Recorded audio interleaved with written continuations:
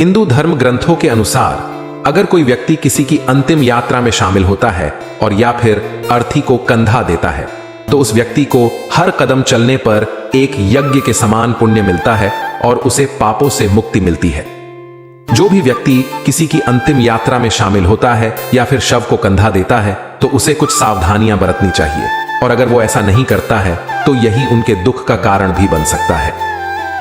इस वीडियो में आप जानेंगे कि अंतिम यात्रा के दौरान आपको क्या क्या सावधानियां बरतनी चाहिए, और अगर आपसे गलती होती है तो आपके जीवन में उसके क्या परिणाम होते हैं। नमस्कार दोस्तों, स्वागत है आपका हमारे चैनल जान रामू टिप्स। आपसे अनुरोध है कि चैनल को सब्सक्राइब कर लें और कमेंट बॉक्स में जय श्री नारायण लिखकर परमात्मा को अपना आभार व्यक्त करें। दोस्तों, देखना शुभ माना गया है। मान्यता है कि जब भी किसी व्यक्ति को शव यात्रा या फिर अर्थी दिखे तो उसे दोनों हाथ जोड़कर प्रणाम करना चाहिए और साथ ही भगवान के नाम का जाप भी करना चाहिए। शास्त्रों के अनुसार जो मृतात्मा संसार छोड़कर जा रही होती है वह अभिवादन करने वाले व्यक्ति के तन मन से जुड़े सभी दुख और क्लेश हर कर अपने साथ ले जाती है।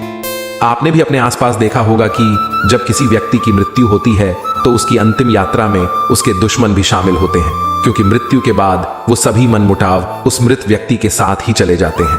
इसीलिए इस मान्यता से अवगत ज्यादातर लोग शव यात्रा में शामिल होने और शव को कंधा देने का सौभाग्य नहीं छोड़ते। लेकिन आप में से कई लोग ऐसे होंगे जिन्हें इस बारे में पूरी जानकारी नहीं होगी कि अंतिम यात्रा में शामिल होने के बाद उन्हें क्या क्या सावधानियां बरतनी चाहिए। शास्त्रों के अनुसार हमें उस व्यक्ति की अंतिम यात्रा में जरूर जाना चाहिए जो घर के आसपास के 100 गज के दायरे में रहता हो, और ऐसा होता भी है। आज भी गांवों में लोग आसपास के किसी घर में मृत्यु हो जाने पर चूल्हा तक नहीं जलाते जब तक उसकी अर्थी उठ न जाए। इस दौरान किसी तरह का कोई शुभ कार्य या फिर पूजा पाठ नहीं करते। असल में इसके पीछे की मान्यता यह है कि जहां शव रखा होता है उसके आसपास का क्षेत्र भी नकारात्मक ऊर्जा से भर जाता है।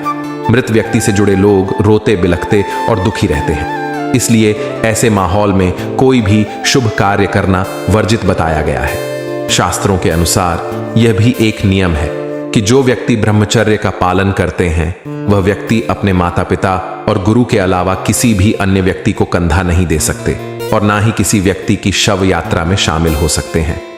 अगर वो ऐसा करते हैं तो इससे उनका ब्रह्मचर्य खंडित हो जाता है। जो व्यक्ति शव को लेकर श्मशान घाट में प्रवेश करते हैं तो वहां उन्हें किसी भी प्रकार का अनुचित व्यवहार या फिर हंसी मजाक नहीं करना चाहिए, अन्यथा इसके परिणाम अच्छे नहीं होते। इसके बाद अंतिम संस्कार में शामिल हो रहे सभी व्यक्तियों को यह भी ध्यान में रखना चाहिए कि अंतिम संस्कार होने के बाद बिना पीछे मुड़े चल देना चाहिए, और फिर किसी नदी या तालाब में पहने हुए कपड़ों के साथ ही स्नान करना चाहिए, और इसके बाद मृत व्यक्ति के नाम पर जल अर्पण करना चाहिए, और ऐसा करने के बाद बिना कुछ बोले ही घर की ओर चल देना चाहिए। दोस्तों, आइए अब आपको एक मान्यता के बारे में बताता हूं। इस मान्यता के अनुसार जब आप अंतिम संस्कार से लौट रहे हो तो कभी भी चलो शब्द का प्रयोग नहीं करना चाहिए, क्योंकि जब तक मृत व्यक्ति जीवित था तब तक उसका आपसे सीधा संबंध था, और मरने के बाद अब वो प्रेत योनि में प्रवेश कर चुका होता है, लेकिन उसका अस्तित्व होता है। इसीलिए अगर आप लौटते समय चलो शब्द का इस्तेमाल करते हैं तो वो व्यक्ति प्रेत रूप में आपके साथ भी चल सकता है।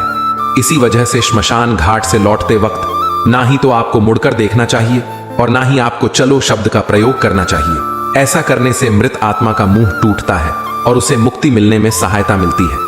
अंतिम संस्कार से लौटने के बाद जो व्यक्ति शव यात्रा में गए हो सभी को नियम की दातून करनी चाहिए, और फिर लोहा, अग्नि, जल, पत्थर का स्पर्श करना चाहिए। ऐसा इसलिए किया जाता है क्योंकि एक मनुष्य के भौतिक शरीर के अलावा पूजा से बने कई अन्य शरीर होते हैं जो श्मशान घाट के संपर्क में आने से दूषित हो जाते हैं, और अगर आप श्मशान घाट से आने के बाद चीजों को स्पर्श करते हैं तो इससे शरीर अशुद्धियां दूर हो जाती हैं। जो लोग ऐसा नहीं करते और बिना शुद्ध हुए ही घर में प्रवेश कर जाते हैं तो उनके घर में अपशगुन होना, दुख, तकलीफ और अन्य नकारात्मक गतिविधियां बढ़ाने लगती हैं। दोस्तों, शास्त्र तो यहां तक कहते हैं कि जो लोग अंतिम संस्कार में शामिल होते हैं उन्हें 1 दिन का सूतक भी मानना चाहिए। जो लोग अमृत व्यक्ति के शरीर को छूट है उन्हें 3 दिन का, और जो व्यक्ति आरती को कंधा देते हैं उन्हें 8 दिन का सूतक मानना चाहिए। इस सूतक काल के दौरान आपको किसी भी मंदिर और धार्मिक कार्यों में शामिल नहीं होना चाहिए और इस कल के दौरान किसी को भी दान नहीं चाहिए। दोस्तों, उम्मीद करता हूं कि आपको समझ आया होगा कि अंतिम यात्रा में शामिल होने वाले आरती को कंधा देने वाले लोगों को क्या सावधानियां बरतनी चाहिए। अगर ये वीडियो आपको अच्छी लगी हो तो वीडियो को लाइक करें और अपने बंधु बांधवों को शेयर करें और ऐसे ही वीडियो को देखने के लिए हमारे चैनल ध्यान रामू टिप्स को सब्सक्राइब करें। सवेन शुभम भवतु। आए मिलते हैं अगली वीडियो में। जय श्रीमन नारायण। राधे राधे।